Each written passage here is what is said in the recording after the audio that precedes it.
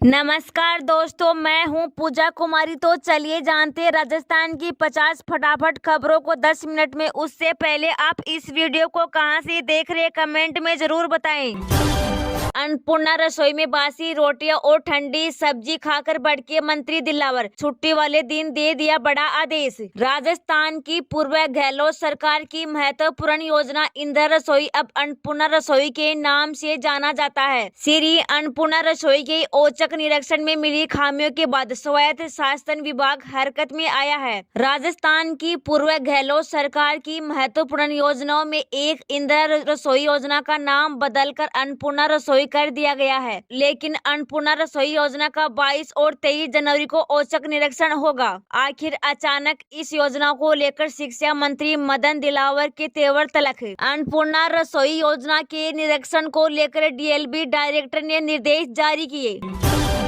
राजस्थान के विद्यार्थियों के लिए बड़ी खुशखबरी, बोर्ड परीक्षा होगी आसान। राजस्थान के सरकारी विद्यालयों में 10वीं और 12वीं की बोर्ड परीक्षाओं की तैयारी के लिए विद्यार्थियों को पर्सन बैंक मिलेंगे। इस मामले में शुक्रवार को एक राज्य स्तरीय डिजिटल बैठक हुई। इसमें स्कूल शिक्षा विभाग की शासन सचिव नवीन जैन ने राज्य के शिक्षा अधिकारियों और स्कूलों के संस्था प्रधानों को निर्देश देते हुए कि जिलों में इन पर्सन बैंक के पहुँचते विद्यार्थियों तक इनका समय पर वितरण सुनिश्चित करें। यहाँ जारी एक आधिकारिक बयान के अनुसार जैन ने कहा कि विद्यार्थियों की तैयारी में अतिरिक्त मदद के लिए मिशन ज्ञान के साथ समय से रिवीजन क्लासेज भी शुरू की जा रही है। इनके लिंक भी स्कूलों और विद्यार्थियों तक पहुँचाइए। उन्होंने कई जिलों में स्कूलों और अध्यापकों के स्तर पर ऐसे पर्सन बैंक तैयार कर विद्यार्थियों को लाभान्वित करने के प्रयासों की सराहना करते हुए बाकी को इससे प्रेरणा लेने को कहा। सीएम भजनलाल की रात में थाने पहुंचने पर थाना प्रभारी ने की अभद्र टिप्पणी, सस्पेंशन के गिरेगा। राजस्थान के भीलवाड़ा शहर की प्रताप नगर थाना अधिकारी को मुख्यमंत्री भजनलाल शर्मा को लेकर आपत्तिजनक टिप्पणी करना भारी पड़ गया। प्रताप नगर थाना अधिकारी के सीएम भजनलाल के जयपुर में एक थाने में पहुंचकर रोज नामचा चेक करने पर अभद्र टिप्पणी की थी। इस पर पुलिस अधीक्षक ने संज्ञान लेते हुए प्रताप नगर थाना अधिकारी को सस्पेंड कर दिया है। प्रताप नगर थाना इंचार्ज इंस्पेक्टर महावीर प्रसाद मीणा ने अपने थाने के व्हाट्सएप ग्रुप में मुख्यमंत्री भजनलाल के जयपुर में थाने आकस्मिक निरीक्षण पर टिप्पणी की थी। थाने के व्हाट्सएप ग्रुप पर थाना अधिकारी की ओर से सीएम भजनलाल शर्मा के खिलाफ की गई इस अभद्र टिप्पणी के सोशल मीडिया पर वायरल हो गई।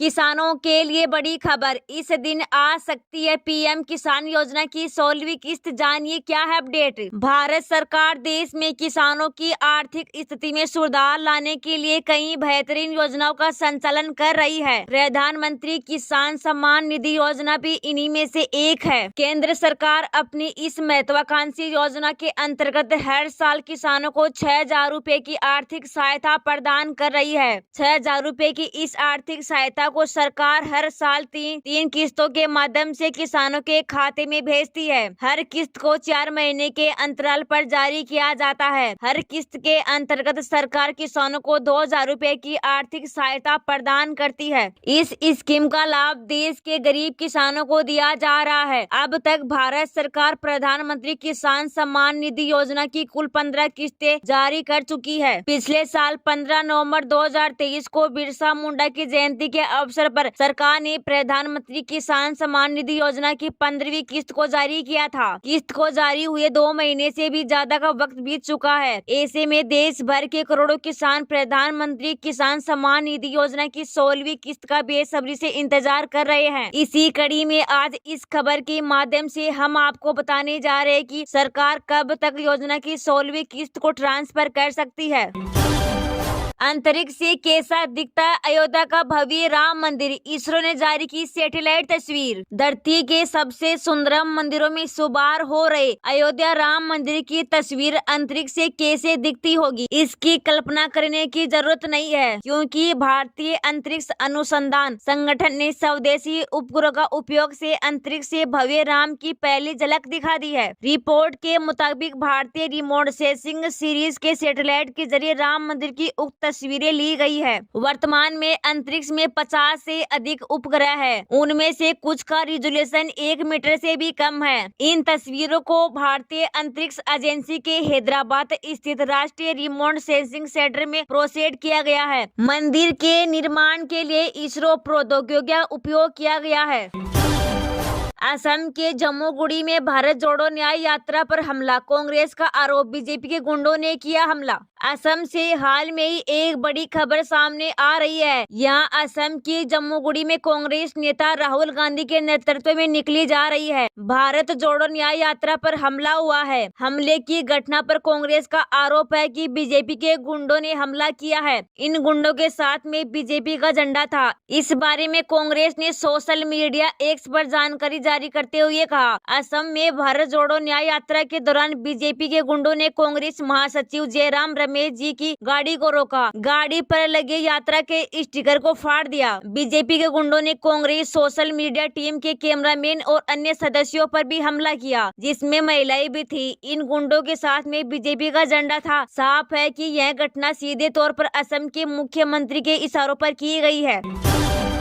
ओल्ड स्कीम पेंशन बंद करेगी या फिर चालू रखेगी सरकार, पढ़िए पूरी खबर। गहलोत सरकार ने राज्य कर्मियों को ओल्ड पेंशन स्कीम का तोहफा दिया था। कांग्रेस ने विधानसभा चुनाव में इस मुद्दे को खूब बुनाया, लेकिन जीत नहीं मिली। भाजपा के सत्ता में आने के बाद से यह मामला शांत पड़ा था, मगर अब विधानसभा सत्र शुरू होते ही ओपीएस का जिन फिर से बाहर आ गया। कांग्रेस के 5 विधायकों ने सरकार के ओपीएस को लेकर प्रश्न पूछा है। इसमें अध्यक्ष गोविंद सिंह डोटासरा भी शामिल है। प्रश्न यही पूछा गया है कि क्या सरकार ओपीएस लागू करेगी, अगर हाँ तो कब तक इसे लागू किया जाएगा। डोटासरा के अलावा इंदिरा मीणा, हरिचंद्र मीना, घनश्याम और गणेश घोगरा ने ओपीएस को लेकर सवाल पूछा है। गौरतलब है कि गहलोत सरकार ने ओपीएस को लागू किया था। राज्य कर्मियों के साथ निगम व बोर्ड में स्कीम लागू की गई थी।